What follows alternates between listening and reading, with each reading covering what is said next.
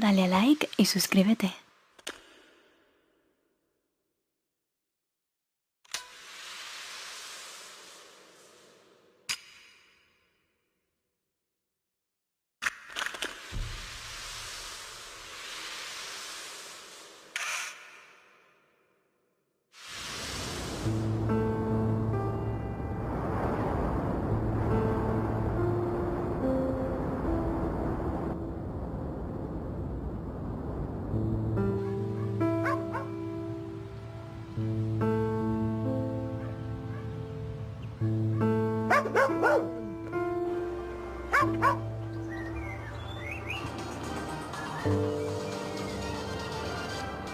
A finales del año 2013, el presidente de Kazajistán le entregó al presidente español de visita oficial en el país un regalo insólito. Las fichas de los 152 españoles que estuvieron presos en los campos de trabajo de Karagandá, cuando el país era una república soviética. Quienes tuvimos la curiosidad de hojear los documentos, supimos que los prisioneros españoles del Gulag representaban a todos los que habían luchado en la guerra civil: falangistas, militares franquistas, militares republicanos, anarquistas, socialistas y comunistas. Lidia Sokolova nació a orillas del Volga, en la República Soviética de los Alemanes. Cuando Hitler invadió Rusia, Stalin ordenó su desaparición y la deportación de todos sus habitantes a las estepas de Kazajistán. Estos niños son los descendientes de los alemanes deportados de sus tierras del Volga.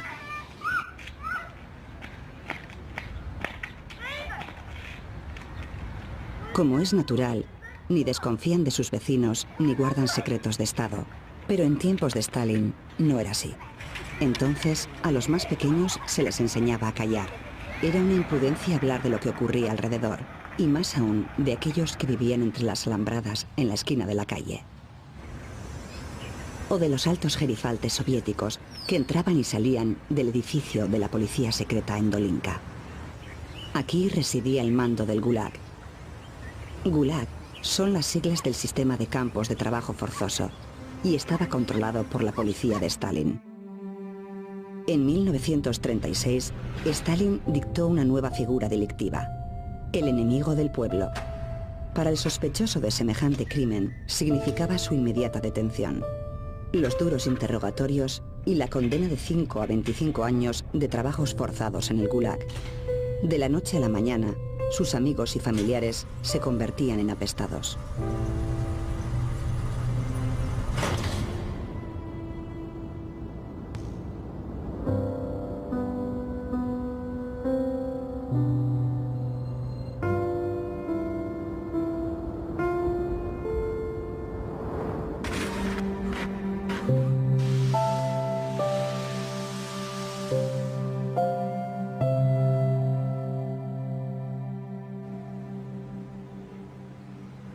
Lidia Sokolova apenas ve ni oye y se expresa con dificultad. Pero ahora, con 85 años, quiere saber por boca de una extranjera lo que ocurrió al lado de su casa, a los vecinos que vivían tras las alambradas del Gulag. Todo empezó el 18 de julio de 1936, cuando el ejército colonial de España en Marruecos se sublevó contra el gobierno constitucional de la República. Las tropas golpistas de Franco cruzaron a la península. Se les unieron otros militares rebeldes y avanzaron desde el sur hacia Madrid y el norte de España. Las víctimas republicanas del Gulag son de alguna manera una consecuencia de la guerra civil española y del exilio. Por los pilotos y los marinos republicanos sorprendidos por el desenlace de la guerra civil en territorio soviético. Los niños de la guerra. Es bien sabido que en la Unión Soviética habían llegado unos 3.000 niños de la guerra, acompañados de maestros y otro personal auxiliar. La Unión Soviética acogió a estos niños y niñas, en su mayoría hijos de afiliados al Partido Comunista de España. Iban acompañados por profesores, médicos, enfermeras y cuidadores españoles. El que fue niño de la guerra, Manuel Arce, confiesa que todo lo que recuerda del embarque en Santurce y el viaje hasta Leningrado es una intensa emoción, la de viajar por primera vez. Tenía 8 años. Pues nos recibieron, vamos, fue algo apoteósico, la gente, pues...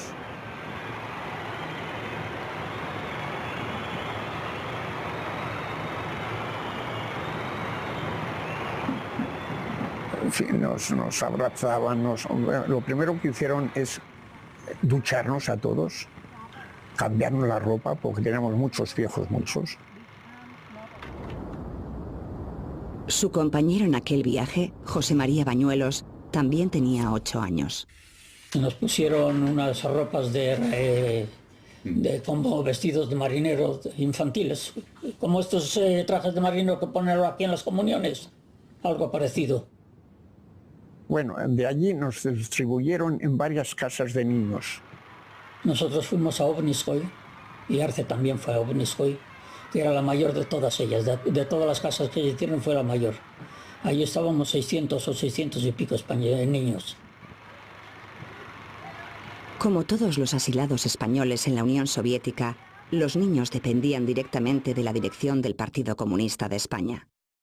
Algunos profesores de los niños mostraron su disconformidad con el sectarismo ideológico del temario y les costó muy caro. Como el caso del doctor José Bote, que su andadura hacia el Gulag comenzó cuando los inspectores españoles detectaron que sus alumnos sabían más geografía que marxismo, y fue depurado.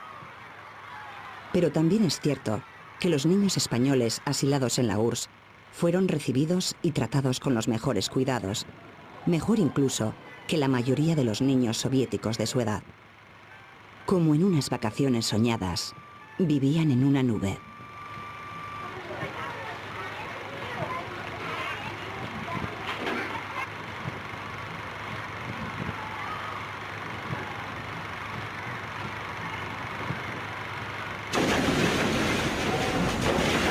Mientras, la guerra civil continuaba en España.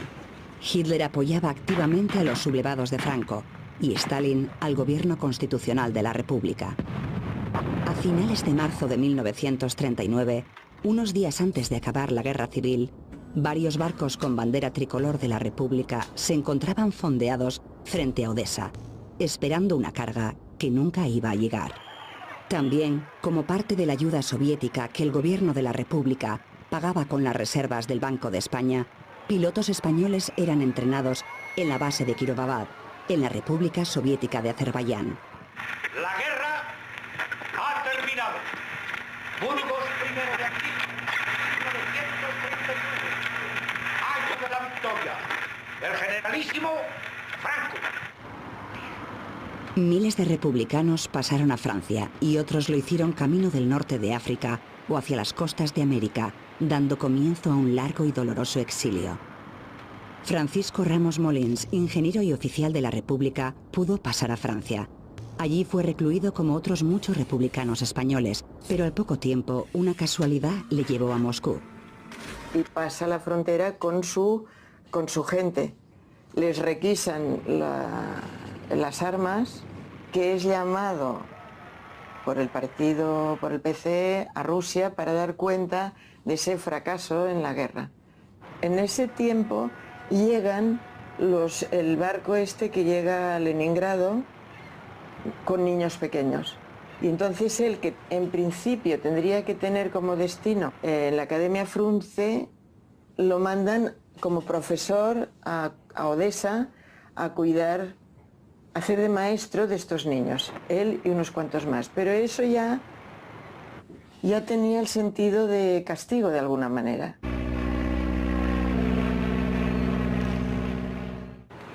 La cuarta promoción de pilotos españoles republicanos de Azerbaiyán se licenció en la primavera de 1939, cuando la guerra civil había terminado. Vicente Montejano es uno de los últimos pilotos de Kirovabad y con la ayuda de su hijo recuerda la incierta situación en la que se encontraban en la Unión Soviética.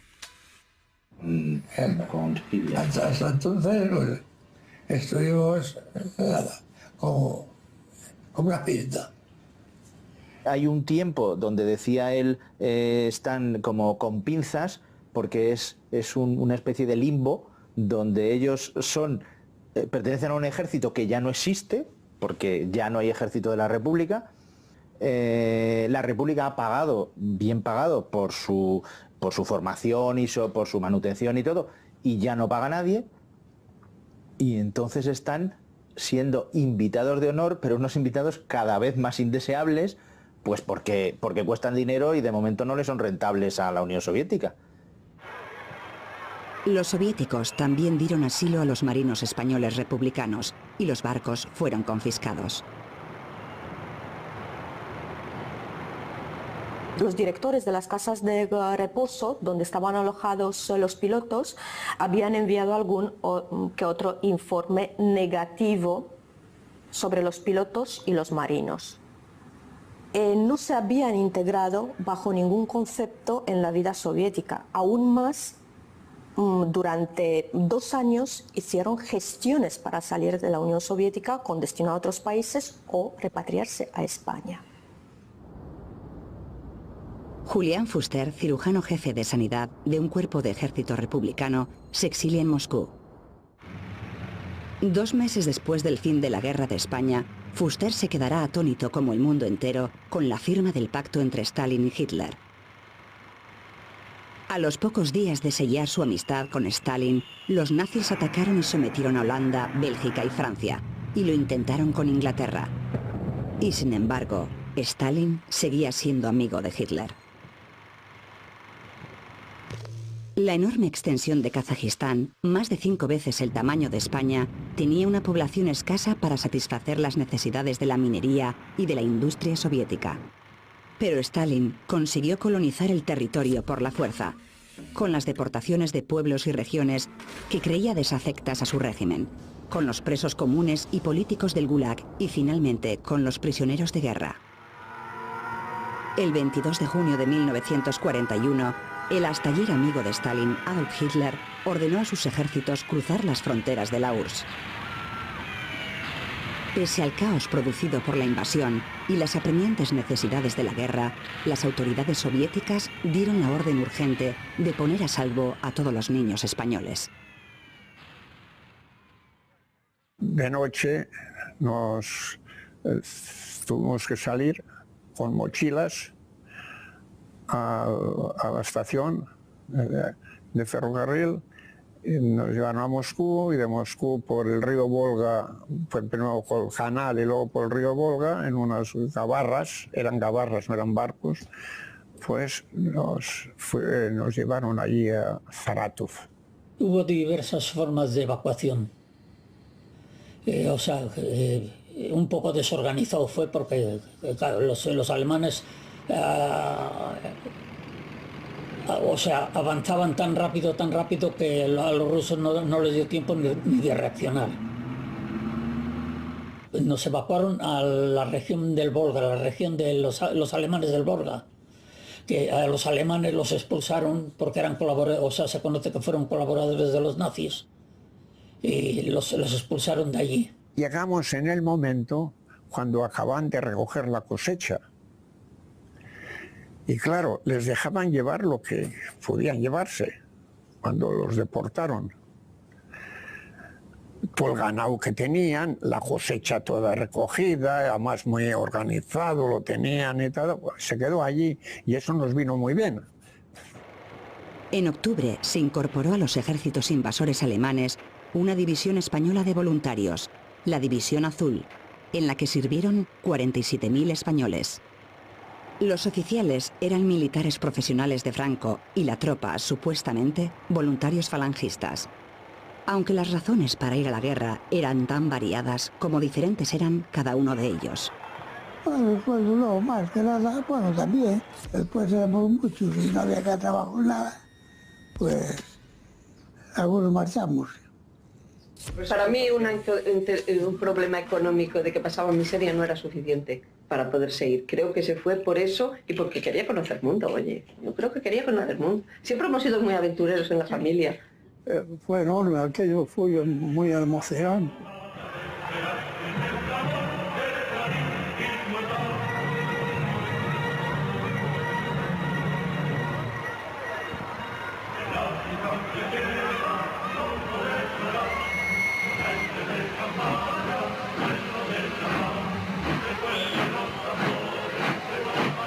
empieza el viaje, al llegar a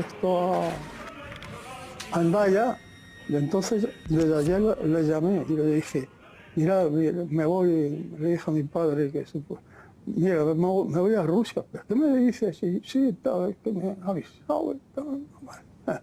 Fuimos para San Sebastián y allí estuvimos unos 15 días casi, hasta que se reunió todo un batallón que armaron. Y allí a Alemania. Pues llegamos a Grafenberg, que era una ciudad así de Baviera. Allí juramos bandera al fin.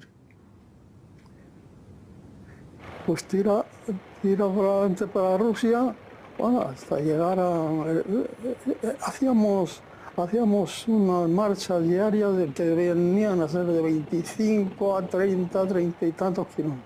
Y pues, a los pocos días de estar andando, empezamos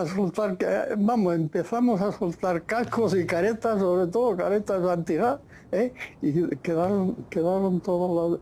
Yo no recuerdo en Rusia, haberme puesto, tener casco. En principio no, bueno, eran bulos, era Radio Makuto, ¿no? En principio decía que íbamos a Moscú, nos mandaba para el frente más al norte. O sea, a una parte del Volsco estaban los rusos y a otra parte nosotros. Nosotros hicimos una cabeza de puente para meternos en...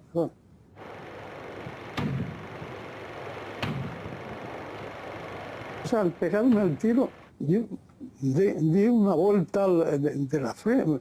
Yo no sé, la fuerza de los disparos, que me di una vuelta y me caí. Como ahí usted venía a pararse de cualquier lado, una bala ya tuve suerte. Y nada más me rozó aquí y la nariz, pero el ojo al pasar me lo vació. Caí al suelo sin conocimiento. Cuando volví, primero para que me levanté, porque estamos rodeados de rusos. Y primero para que me levanté, si no, te pincha con la espalda, con las perretas, gritando el muerto o algo. La invasión nazi radicalizó la desconfianza de Stalin hacia todos los extranjeros que vivían en la Unión Soviética. Hasta que empieza la guerra, el hecho de que no se asimilen se mira mal. Se mira muy mal por parte del personal, de los jefes del Partido Comunista Español, que ya están exiliados allí. Pero claro, ya cuando empieza la guerra y ya es o estás conmigo o estás contra mí, pues ahí es donde los que no están conmigo, detenidos y a los campos. No solamente eso, sino que ya empiezan a detectar que hay chivatazos, que dentro de su ámbito de amistad, de repatriados aún no, expatriados al revés, existe esa comunicación que de repente alguien dice no sé qué, es que no hemos comido bastante, o esto está sucio, o aquella mujer que está trabajando en la calle, ¿cómo es posible con este frío? Cualquier comentario negativo, por más tontito que fuera, si llegaba a oídos de quien no debía de llegar, ya era un castigo. Y veían cómo desaparecía este o desaparecía el otro, y entonces ya entre ellos decían, esto aquí no. En febrero de 1943, el Ejército Rojo intenta romper el cerco de Leningrado. La batalla se produce cerca de la aldea de Krasny Bor. El sector está defendido por la División Azul, que ha de contener y vencer a los soviéticos que luchan por su tierra. El choque resulta pavoroso y sangriento, pero los soviéticos no consiguen romper el cerco. Más de 1.200 españoles murieron en la batalla y otros tantos volvieron heridos o mutilados. Los 372 españoles que cayeron prisioneros de los soviéticos desaparecieron y se les dio por muertos. Lo hirieron, pero yo no sé en qué batalla fue. Lo hirieron ahí, es donde lo cogieron prisionero, y de ahí ya se quedó con los rusos. Se me operaron, me limpiaron el ojo. Los llevaron éramos 5 o 6. Nos llevaron ahí en un sótano de las casas. Ahí era donde nos tenía. Desde mi punto de vista, mi padre pasó un tiempo en Siberia. estuvo herido en la guerra y no podía trabajar. Tuvo un accidente, es decir, que se cayó la mina y mi padre se quedó totalmente herido, fatal. Luego de Saratov nos trasladaron a Stalingrado ya, a la fábrica de tractores de Stalingrado, que fue precisamente cuando nosotros fuimos antes del bloqueo, pero ya el bloqueo nos pilló allí. Y estábamos trabajando, en vez de tractores hacíamos munición. Lo que es el frente de batalla, las trincheras estaban a 400 metros de donde estábamos nosotros trabajando.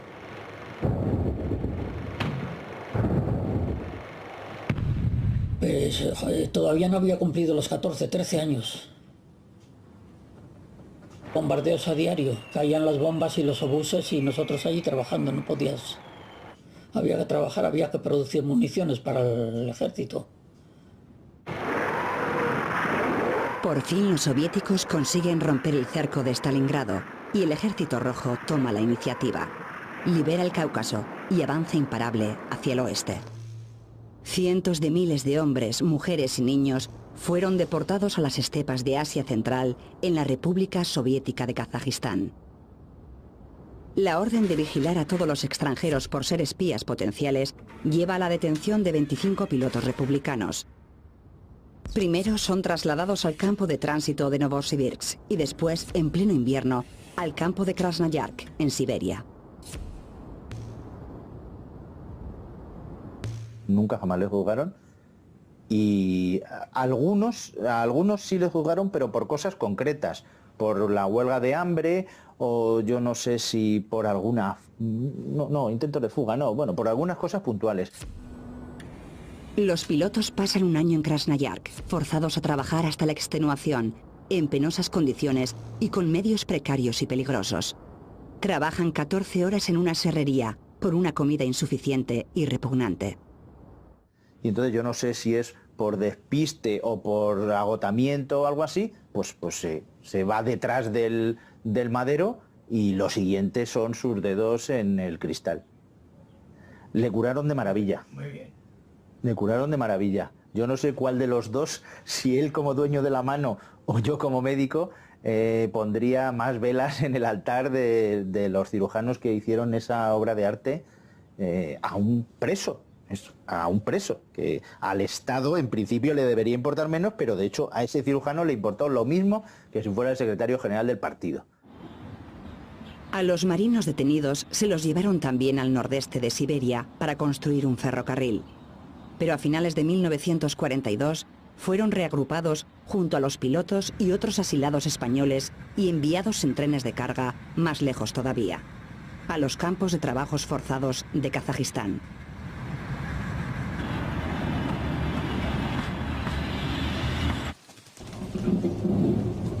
Bueno, también cuenta desplazamientos me contaba desplazamientos en vagones de ganado, en unas condiciones terribles y días, y luego sacarles, pues no sé si amenazados con los perros o bajarles de una patada en el culo, cosas de esas. Llegaron a las estepas de Karagandá 66 pilotos y marinos españoles, que vivirían juntos en cautiverio hasta 1948. Al llegar a Karagandá, después de semanas de viaje en tren y tratados como ganado, les esperaba lo peor: los 36 kilómetros que les separaban de los campos. Era el mes de diciembre, y para llegar andando al infierno se tardaban 12 horas de penosa marcha, caminando por la estepa nevada y con temperaturas de 30 grados bajo cero.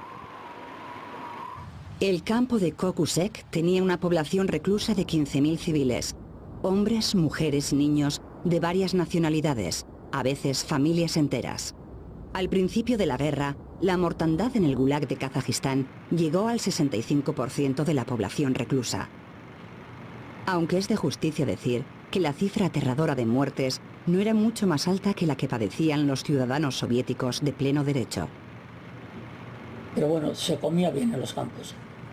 Bien comparado con cómo se comía. O sea, los que estaban en libertad no tenían mayor racionamiento que nosotros. Por la mañana nos daban un trocito de pan, no eran 100 gramos, menos, pan negro, además que era, añadían las peladuras de patata y todo para que abultase más, no se tiraba allí, no se tiraba nada, ¿no? Y untado un poquito con aceite de girasol. Cogíamos la funda de la ahumada, el que iba de turno, ¿no? Le ponían allí los trocitos aquellos de pan y él lo traía y lo repartía.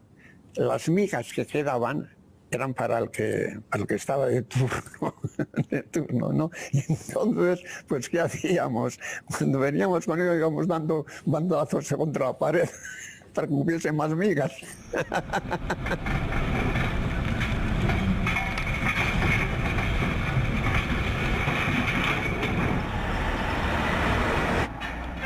Las minas de carbón eran peligrosas y el trabajo durísimo.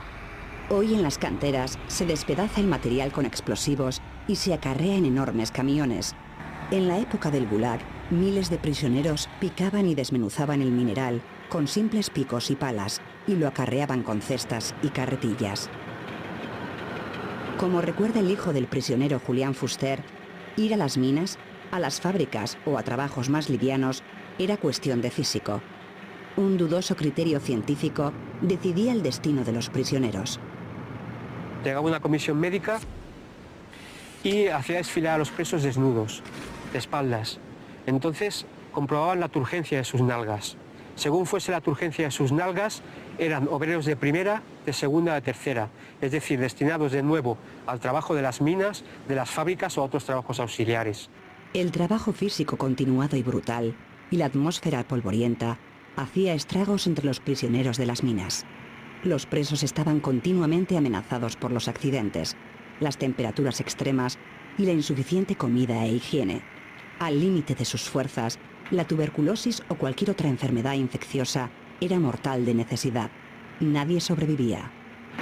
La conquista de Stalingrado en 1943 y el avance del Ejército Rojo hacia el oeste mejoró las condiciones de los presos con un aumento de 150 gramos de pan al día y cierta relajación del trato de los guardias con los presos.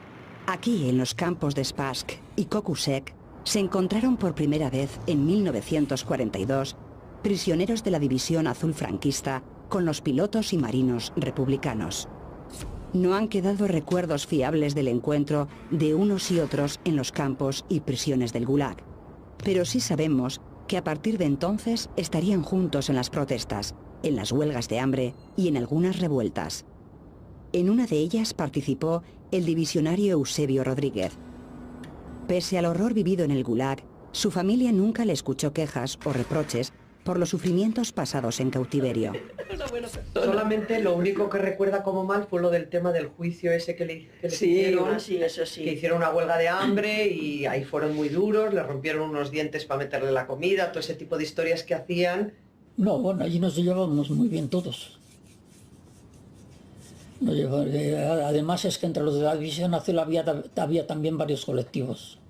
Había los divisionarios que habían ido porque eran falangistas, porque eran los que fueron a la División Azul, pero fueron con intención de pasarse al otro bando. Y claro, se pasaron al otro bando, pero los rusos en vez de ponerles en libertad, los mandaron también a los campos. Luego hubo varios que estaban en los campos también de los marinos del Juan Sebastián Elcano y de los pilotos.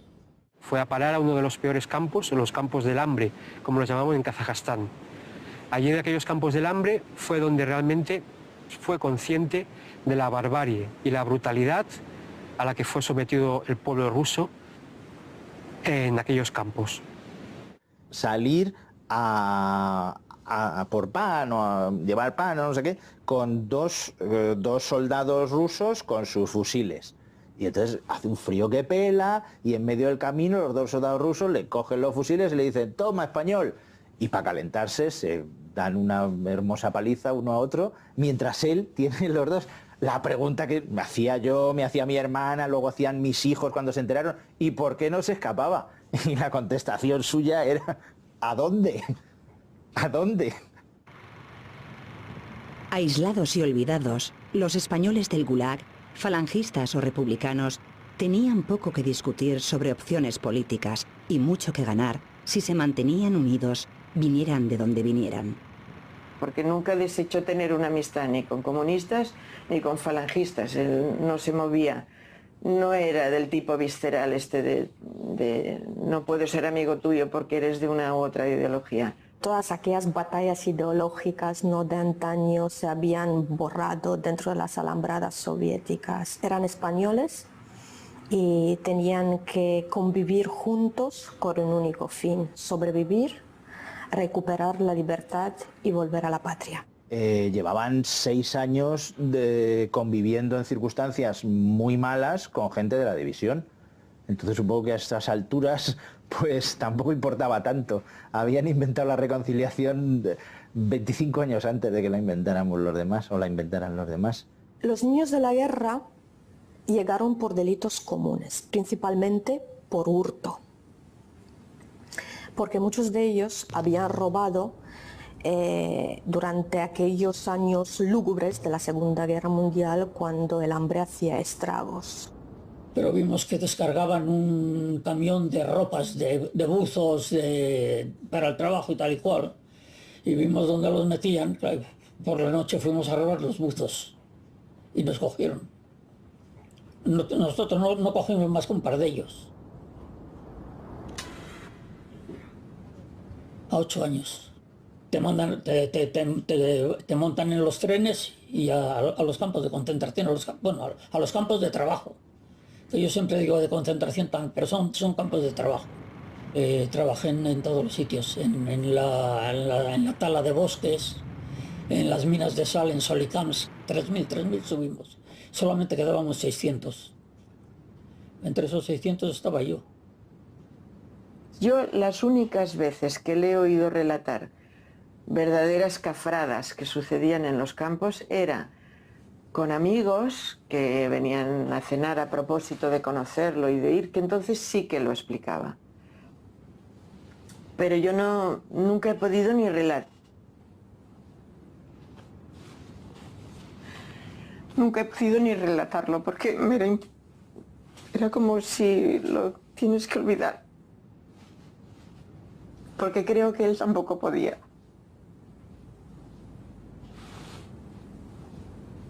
Un francés liberado del Gulag en 1946 certificó en este sencillo papel que había conocido a españoles republicanos prisioneros en los campos de Karagandá.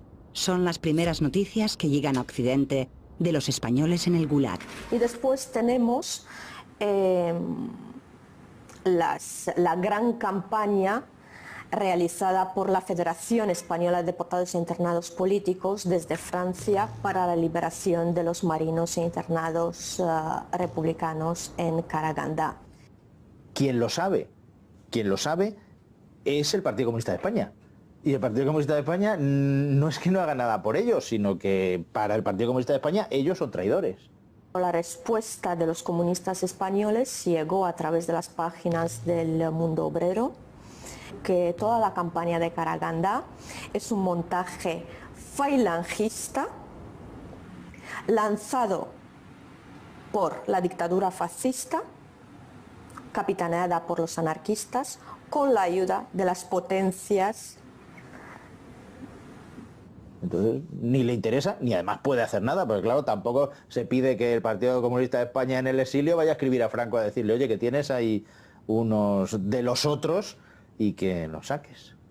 También hubo una respuesta en la Unión Soviética con el fin de contrarrestar la campaña de difamación que se hacía en Francia. Trasladaron, mejor dicho, a los republicanos españoles de Karagandá al campo número 159 de Odessa para repatriarlos, salir en libertad, pero dentro del territorio soviético, o permanecer dentro del Gulag.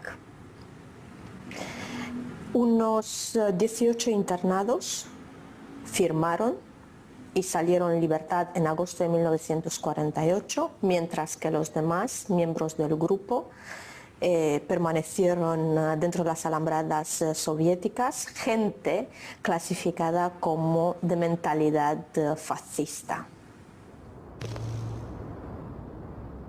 A los que no aceptaron la ciudadanía soviética, los trasladaron a los campos de Borovichy y Makarino, al norte de Moscú. Allí volvieron a coincidir los pilotos republicanos con prisioneros de la División Azul y juntos organizaron una huelga de hambre. Los dispersaron y los enviaron más lejos, a Siberia y Kazajistán. En 1948, una noticia llegada de las estepas de Kazajistán conmueve al mundo. Los soviéticos han detonado con éxito una bomba nuclear. Tuve noticias y no presencié la prueba nuclear, pero sí vi el resplandor.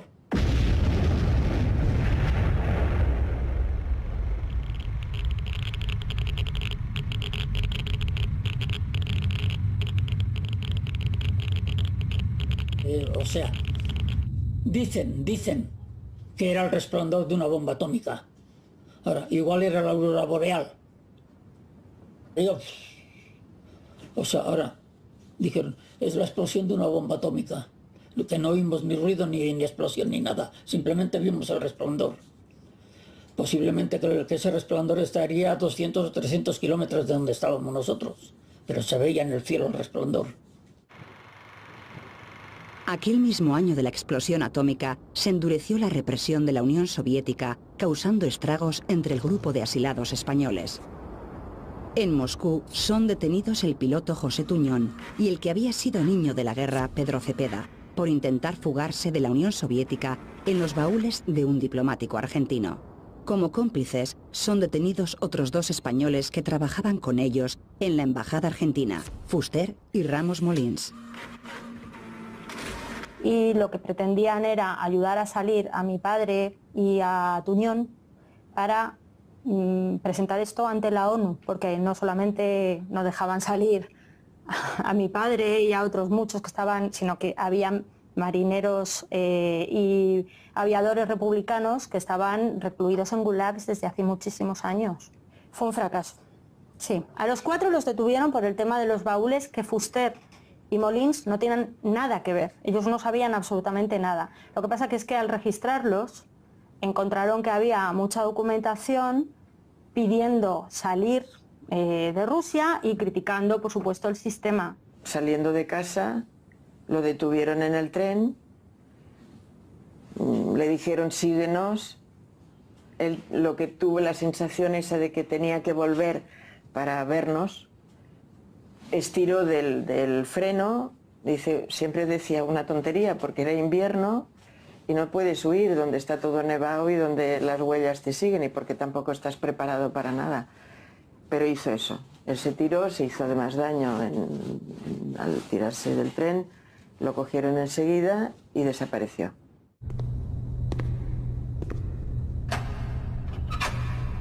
Interrogados y torturados en la Lubyanka, condenados a 10 y 20 años y tras un largo viaje en trenes de ganado, llegan a Kazajistán.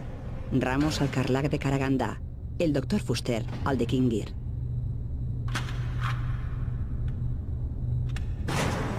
En 1953 muere Stalin y una inevitable sensación de cambio recorre la Unión Soviética y el resto del mundo.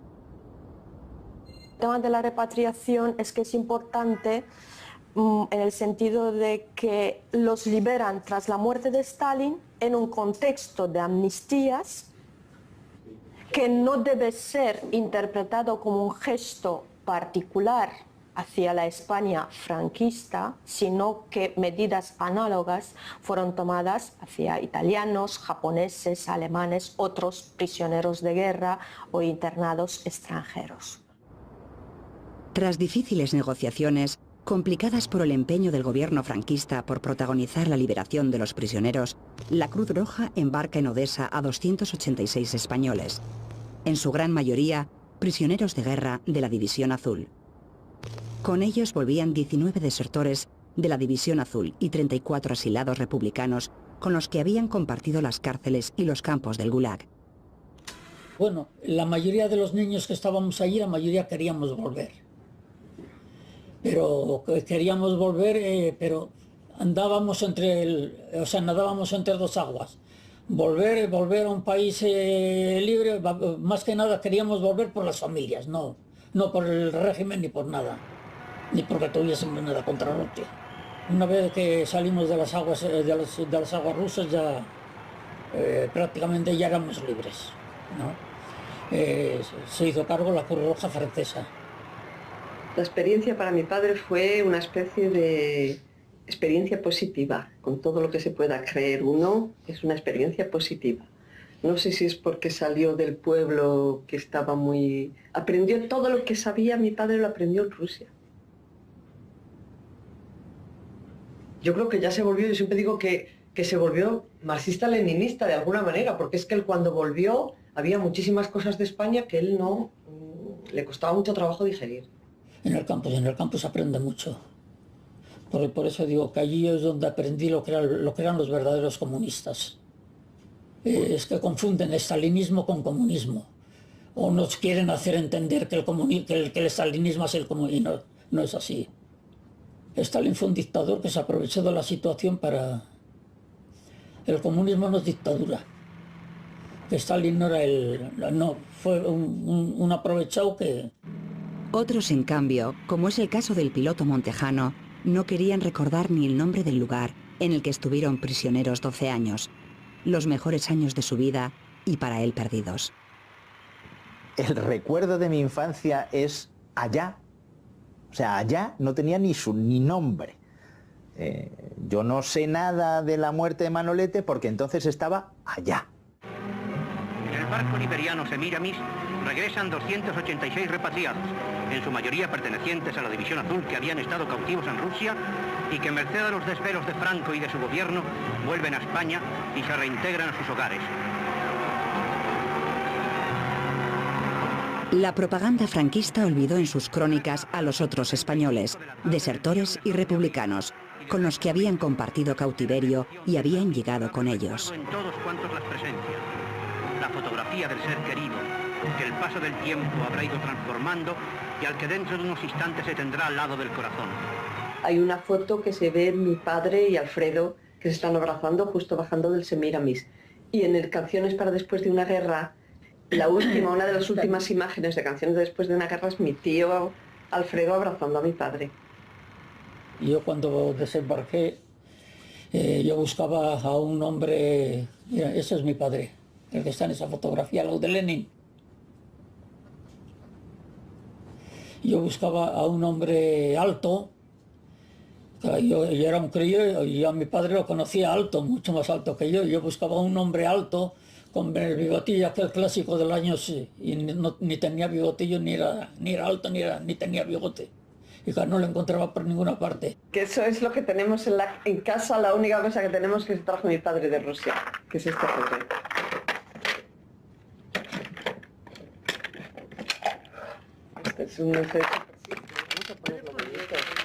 No fue fácil para los republicanos recién llegados adaptarse a la vida española de entonces. Algunos incluso pidieron volver a Rusia y volvieron. Los que se quedaron en España fueron interrogados y controlados. Se temía que vinieran como agentes infiltrados de los soviéticos. Te preguntaban en qué fábricas habías trabajado, cómo se llamaba el director, qué es lo que producían, o sea, cosas de estas, que yo creo que para ellos no les interesaba para nada. Ellos solo vendían a Norteamérica. Los datos que te sacaban a ti se los vendían a Norteamérica. Yo saqué esa conclusión. Porque ¿para qué coño quería España todo eso? ¿Quién era el director de la fábrica? No tiene ni pies ni cabeza. No eran muy eficaces estos controles, y prueba de ello es que Bañuelos en menos de un año había creado una célula comunista con sus compañeros de trabajo. Habían pasado 2 meses desde la llegada del Semiramis, cuando estalló la más famosa y sangrienta revuelta del Gulag. La revuelta del campo de Kingir, en Kazajistán. Un prisionero español que ya conocemos, el Dr. Fuster, tuvo una actuación protagonista.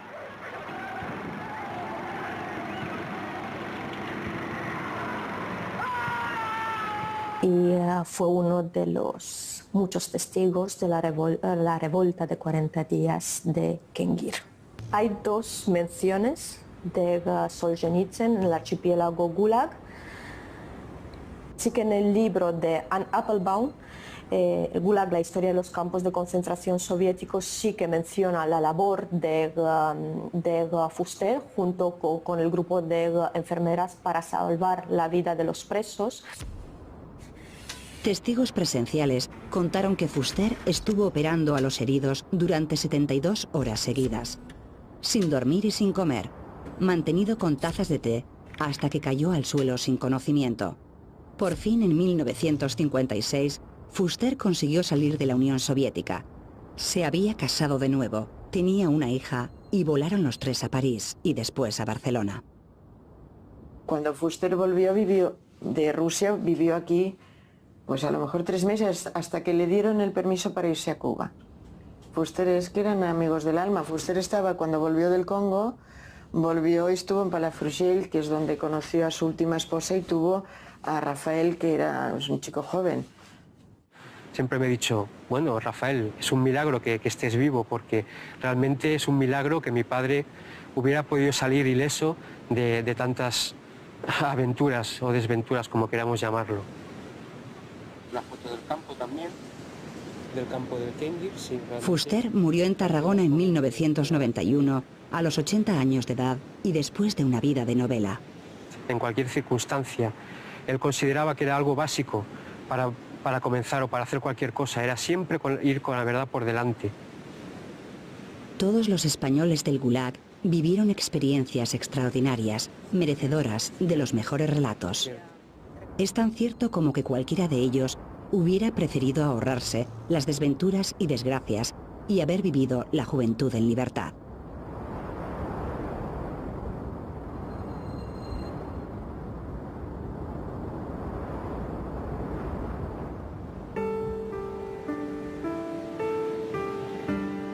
Son ya muy pocos los supervivientes de aquella tragedia vivida por españoles que combatieron entre sí durante la Guerra Civil y que para sobrevivir al Gulag borraron sus diferencias.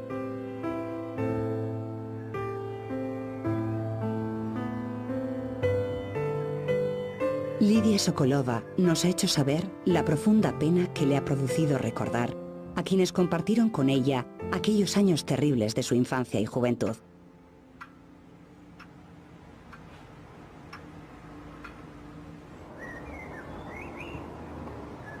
Dice Lidia, además, que recordar, desgraciadamente, no va a evitar que vuelva a ocurrir.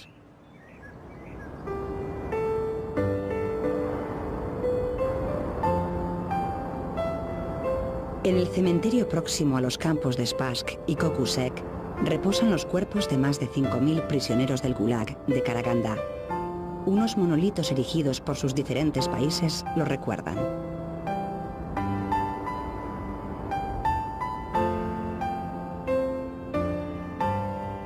España tiene un lugar para levantar el monumento a los suyos.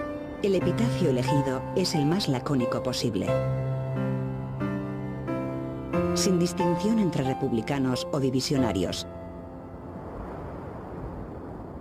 Aunque fuera por causas bien diferentes, juntos compartieron el peor castigo que pueda haber, el de ser esclavos de otros hombres. Y esto es lo que ahora queremos recordar.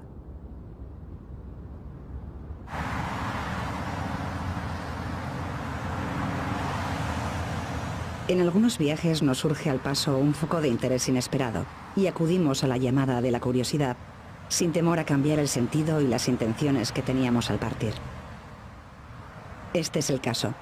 El interés por conocer a los jinetes de las estepas cambió inesperadamente por seguir la pista de unos españoles de diferentes ideologías que fueron a parar a los campos de trabajo forzados de Stalin. Es una historia que ocurrió cuando nada de todo esto existía, ni nadie soñaba que pudiera existir. Astana es la capital de Kazajistán y casi todo lo que se puede ver y pasear apenas tiene 20 años.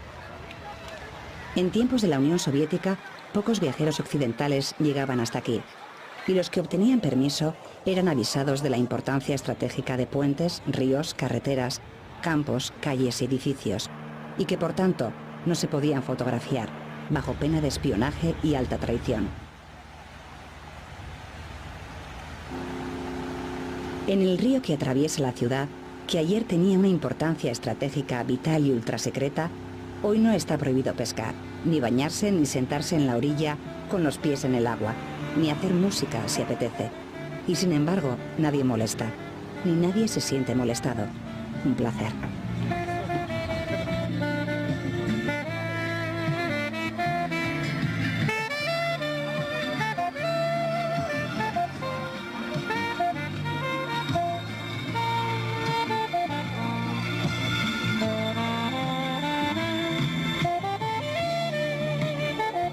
Llama la atención que hay un elevado porcentaje, el 30% de la población, que no son asiáticos.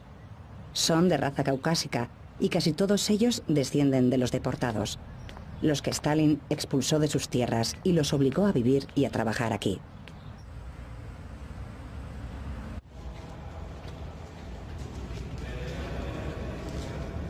La mayoría de los kazajos son musulmanes y sin embargo nadie lo diría. Ni por la vestimenta ni por la naturalidad en el trato entre hombres y mujeres. Aunque más insólito todavía resulta encontrarse templos y lugares de rezo de otras religiones. Pero es que aquí la religión pertenece al ámbito de la intimidad personal y cada uno es libre de vivirla como mejor le parece.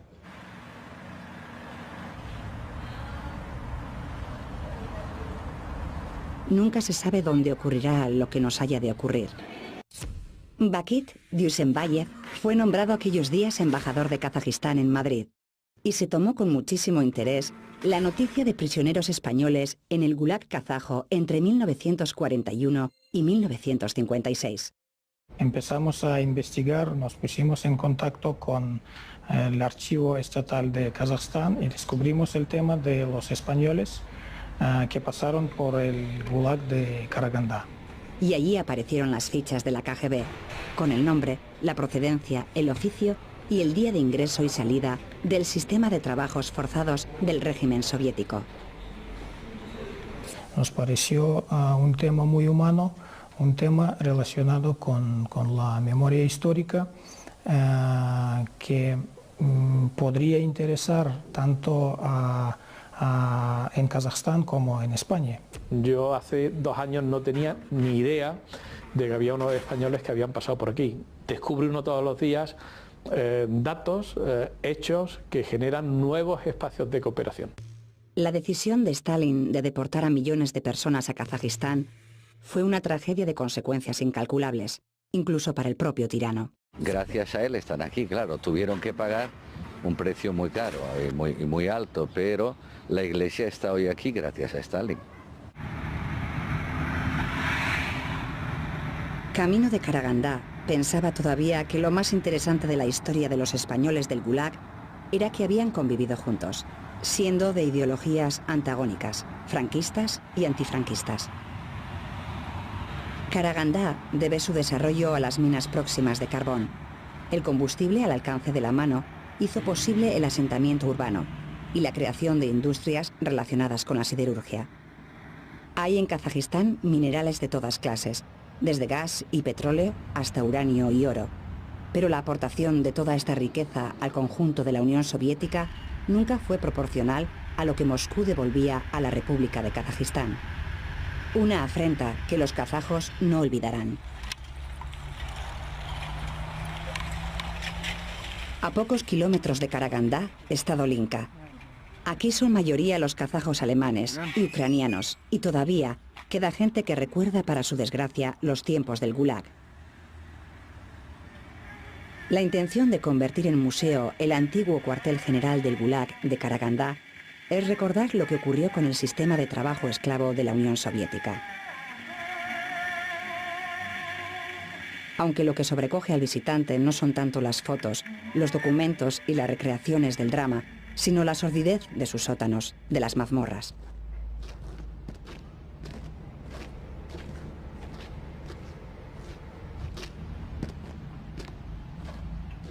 Aquí hay un rastro de los españoles del Gulag, fichas, alguna foto y otros documentos, pero igualmente silencio total sobre el encuentro en los campos de los republicanos con los franquistas. En el olvido no hay distinción. Julián Fuster era cirujano y fue condenado por el artículo 58. Curaba a la gente y prestaba ayuda médica en el campo. Ayudó a sus compañeros heridos en la rebelión y por eso fue muy respetado. De él solo había opiniones positivas.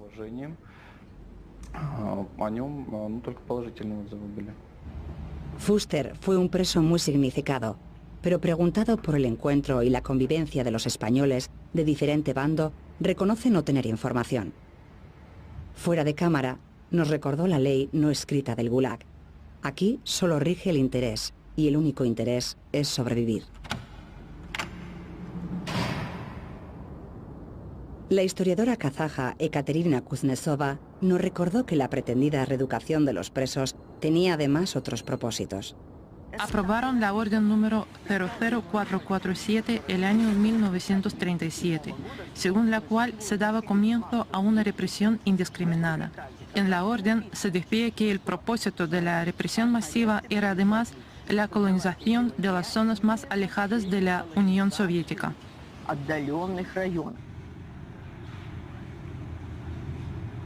En España, como en todos los países que tuvieron compatriotas en el Gulag, es este un asunto para los especialistas, para los guardianes de la memoria. Y abre una vía para los investigadores en un campo de exploración histórica totalmente inédito. En Barcelona, en el Archivo Nacional de Cataluña, hay una valiosa colección de documentos sobre la guerra civil y el exilio de los republicanos. La investigadora Dolores Cabra rescató en Moscú los archivos de los niños de la guerra y los depositó aquí porque le ofrecían las mejores condiciones para su depósito y estudio. El archivo de Salamanca es el depositario de los documentos facsímiles de la KGB entregados por el presidente kazajo al español, donde se detallan las circunstancias conocidas de los españoles cautivos del Gulag en Kazajistán. Luisa Iordache es una historiadora de la Universidad de Barcelona. Luisa cree que lo importante de esta historia es que llegue al mayor número de gente posible y que además sirva para superar los sectarismos. En Madrid existe un museo sobre la División Azul e igualmente se prestaron a facilitarnos contactos y documentación sin ninguna clase de exigencia o contrapartida. Han pasado muchos años y no es fácil encontrar testimonios directos de los que fueron prisioneros del Gulag. Tuvimos el privilegio de conocerlos y de compartir un tiempo de nuestras vidas. Los protagonistas nos facilitaron además valiosos documentos y anécdotas de su cautiverio y de su vuelta a España. Gracias a todos ellos. Sin duda, el escenario que resume la tragedia del Gulag es el cementerio de Spassk, donde descansan más de 5.000 seres humanos de muchas nacionalidades. Hay que volver a decirlo. Murieron esclavos de otros hombres. Que nunca les llegue el olvido.